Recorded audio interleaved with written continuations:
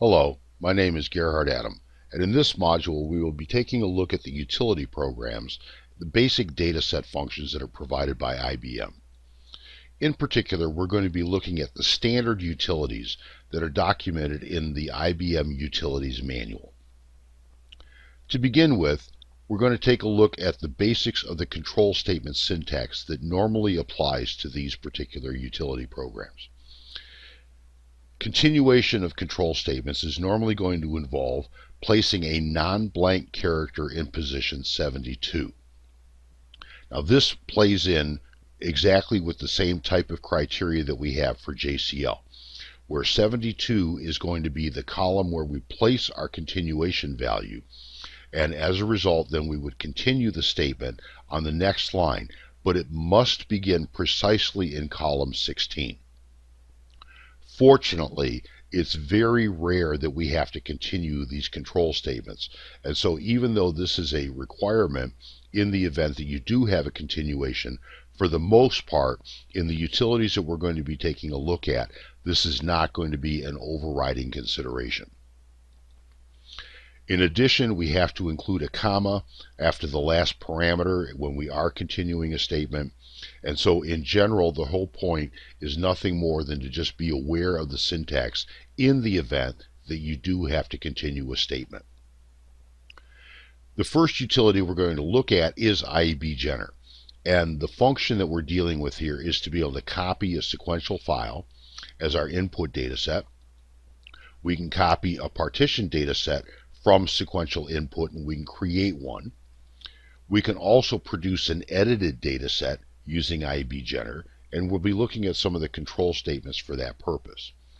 In addition, we can change the logical record length if we needed to copy data and create output, and we can add members to a partition data set using IEBGener. All of these functions are part of what we have been doing where we've just been using it to copy data sets, but we can perform a lot of these other functions as well. The basic JCL requirements for the IEBGener are that we need a sysprint DD statement to identify where messages are going to go. Our sysut1 DD statement identifies the input data set.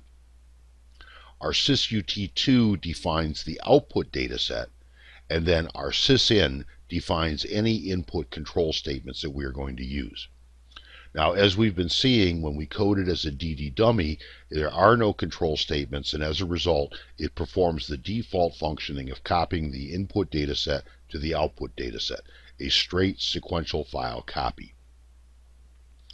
Here's an example of the JCL just as we've been looking at, and you can see that we have all of the requirements here for executing the program IEBGener. Our sysprint points to our sysout going to the asterisk, which is the same as the message class. Sysut1 identifies our input data set. Sysut2 identifies our output data set. And sysin DD dummy indicates we have no control statements. The control statements themselves consist of several different types. And we're not going to be exhaustive because a lot of the control statements have limited applicability anymore. So we're going to be looking at the most common ones that are going to be used in these utility programs. In particular, the generate statement is used to indicate what the maximum number of other definitions that we have. In particular, the number of fields that we have or the number of members is going to be what we specify there. Exits is used in the event that we have programs that have been written specifically to gain control during IEBGener processing. This is a very, very rare phenomena, and quite frankly, it's one of those situations that has limited value these days. But for the most part, the ability is there in the event that you had an exit program that you wanted to have gain control while IEBGener was processing input or output records. Labels indicates whether or not, when you are processing tape data sets, whether the labels should be processed as part of the data or whether they should be treated separately to indicate the headers and the trailer labels that would be associated with tapes. The members indicates the number of members that would be created, and this is going to coincide with the value on the generate statement. And then the record also indicates the record type of information that we may be editing. And so basically the way we're going to put this together is going to indicate something like this, where we have our generate statement, the maximum number of names, the maximum number of fields, or the maximum number of groups that we are generating. And then from there, we can indicate, for example, a member name that we are going to use.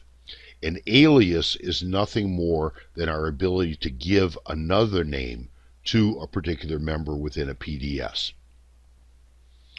Also, the record allows us to indicate how we want to edit or process a particular record. And there are a variety of formats that we can use here to indicate both the input and output position of particular data, as well as whether we want to include any literal strings and the length of the fields that we are operating on. Now again, most of this is probably going to require considerably more investigation on your part in the event that you have to use this for something. But for our purposes, to illustrate how this works, we're going to use a very simple mechanism to just copy some basic input members to an output data set. In this particular example here, what we have is we have the data coming in line following the DD asterisk for our sysut1 DD statement. Sysut2 indicates our output data set, and then our sysint DD asterisk indicates the control statements that are going to govern what takes place here. In this case, we have two member names, we have two groups that are being identified. The member name is going to be member 1, and then member 2 are going to be created. In both of these cases, what we're going to be doing is we're going to be looking at the input stream, and when we encounter the word end, we're going to place that as our first position, and that's going to be how we terminate the member that we are adding to the output library. So in other words, what we're doing is that we're going to read the entry that says this is member 1, we're going to read the end, and when we do that, that indicates that that's the end of that member, and then we will go ahead and create member 2, and we will do the same thing. So end is going to be the string that we are searching for to determine when that particular member ends and we begin the next one. So let's take a look at how this works when we run it as a live demonstration. In this particular case, we're going to be copying the data, and we're going to use the same control statements that we just saw in our previous example so that we can see how we are copying sequential input and creating a partition data set output. In this case, we can see the JCL both with our input data indicating member 1 and member 2, and we can also see the control statements that have been generated with respect to the members that we want to create, as well as how we're going to identify the end. We have a partition data set here called pds.out that we are going to be writing these entries to, and currently it is empty. It has no data in it. So when I submit this, what I'm going to see then is I'm going to see the IEBGener process, and we can see we've got a maximum condition code of 0, so we don't really need to check the JCL. And instead, I'm going to go and take a look at my output here and see what I got. And in this case now, when I browse this, you can see we have two members that have been created. In this case, we select one, and we can see each one now is the entry that we saw in our sequential file.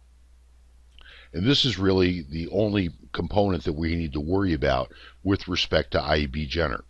The purpose is to be able to copy data from our input to our output, and if we have a need to do that in a batch process, this is the utility program that we would use for that purpose.